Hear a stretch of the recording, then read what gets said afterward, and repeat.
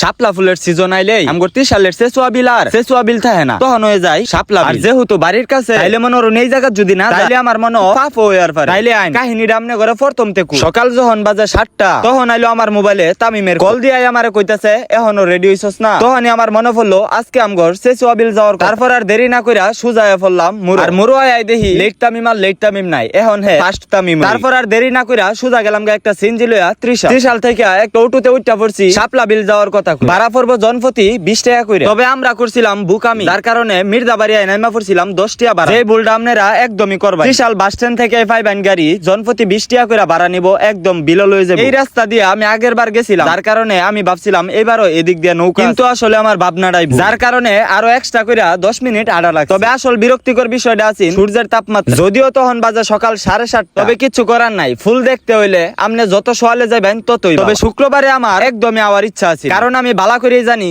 শুক্রবারে মানুষ বেশি। আর যেহেতু আমরা ভিআইপি পাস, এটার লাগি আমগর এতগুলা মানুষের ভিতরেও নৌকা পাইতে কোনো অসুবিধা হইছে। আর শুক্রবার থাকার কারণে নৌকা ভাড়াটাও একটু বেশি চাইতে। আমরা নিছিলাম নৌকা 30 মিনিটের লাগি, ভাড়া পড়ছি 400 টাকা। তবে অনেকেই দেখতাছিল কতগুলা ফুল তুললা লয়ে যায়, ফুলের লগে ছবি তুললাই যাইতাছে। তবে আমি যতবারই আইছি ততবারই নৌকা দিয়া ঘুর, কারণ নৌকা দিয়া ঘুরলে আমার কাছে বেশি ভালো লাগে। ভালো লাগতো না কিয়া কুল, যেদিকেই চাই ওদিকেই খালি ফুল আর ফুল, ডাইনে ফুল, বামে ফুল, পিছে ফুল, সামনে ফুল, খালি ফুল আর ফুল। তবে একটা জিনিস থেকে আপনারা বিরত থাকার চেষ্টা করেন, এটা হইলো গা অনেকেই দেখি গাট্টি বইরা ফুল লয়ে যায়। এই জিনিসটা আমি মনে করি করা উচিত, কারণ এইভাবে যদি আপনারা ফুল লয়ে যাইতে থাকো তখন কিন্তু আর এই পরিবেশটা আর এতটা সুন্দর থাকতো। এর মধ্যেই অনেকেই দেখছি ফুল নিতে নিতে জায়গাগুলো একদম খালি বানায়। ফুল যত বেশি থাকবো এনের ভিউটাও আরো অনেক বেশি সুন্দর। আর বিলে যারা যাইবেন তারা আশা করি সবাই নিজে থেকে চেষ্টা করবেন যাতে করে পরিবেশটা নষ্ট না। আর আমার মনে হয় প্রশাসন থেকে যদি এই জায়গাটার লাগে একটু দেখভাল করতো, মানে একটু যত্ন নিত, তাইলে দেখা গেছে পরিবেশটা আরো সুন্দর। তো এখনো যারা যারা না গেছুন তারা চাইলে কিন্তু ঘুরে আর। তো আজকে মূলত এই পর্যন্তই, দেখা হইব